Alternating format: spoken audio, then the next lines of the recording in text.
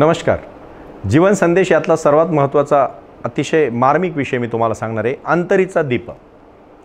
गौतम बुद्धांचं वचन आहे, अपदीप भव.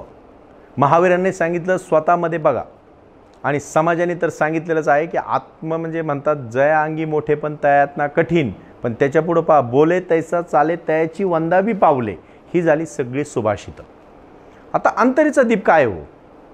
म्हणजे मी तुम्हाला एक सांगतो, येशू ख्रिस्तांचं एक चरित्र मी वाचलं, त्याच्यात ते म्हटले, light is very big but flash is low.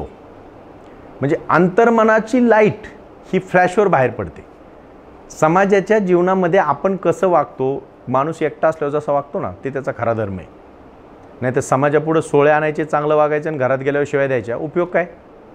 मार्मिकतेने जगता आलं पाहिजे तुम्हाला. तुमच्या शब्दात तोंडात एकही अपशब्द येता कामा नये. थोडंसं प्रसंग मी बोलतो. मी आत्ता मेडिटेशन करायला सुरुवात केली, साधारणतः 2 वर्ष झाली, 1.5 वर्ष म्हणजे. आणि मग मला जाणवलं की मी किती अपशब्द पूर्वी बोलायचो. मी स्वतः, मला माझी अनेकांची काही माझे मित्रमंडळी आहेत, मी केलेली भाषणं अनेक आहेत, तेवढंच मी बोललो, तेवढंच मी समाजाला सांगण्याचा प्रयत्न केला. मला काय कोणाला उपदेश द्यायचा नाही, मला काय कोणाला सांगायचं नाही.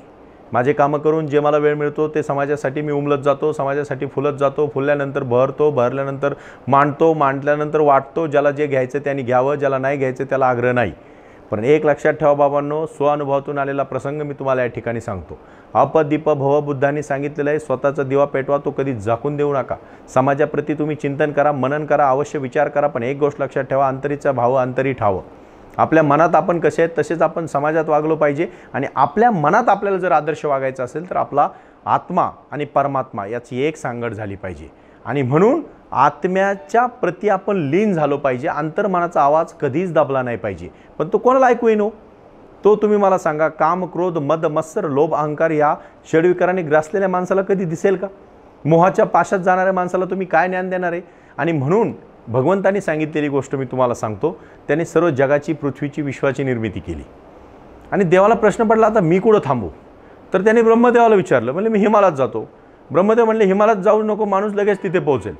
दुसरे देव म्हणले, नाही मग मी असं करतो, चंद्रावर जातो. म्हणले तिथेही जाऊ नको, तिथेही देव माणूस पोहोचेल. मग म्हणले कुठं जा? माणसात जा. म्हणले माणूस स्वतःच जाणार नाही. माणूस जगाचा विचार करतो पण स्वतःचा करत नाही.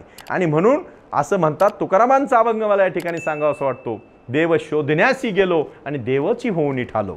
म्हणजे मी माझ्यातला देव ज्यावेळेस जागा करील त्याच वेळेस समाज त्याला ऐकेल, स्वीकारेल. म्हणून अपदीप भव. ज्याचा दिवा स्वतःचा पेटला त्याला दुसऱ्यांच्या देवांची गरज नाही. एवढं बोलतो आणि थांबतो. धन्यवाद.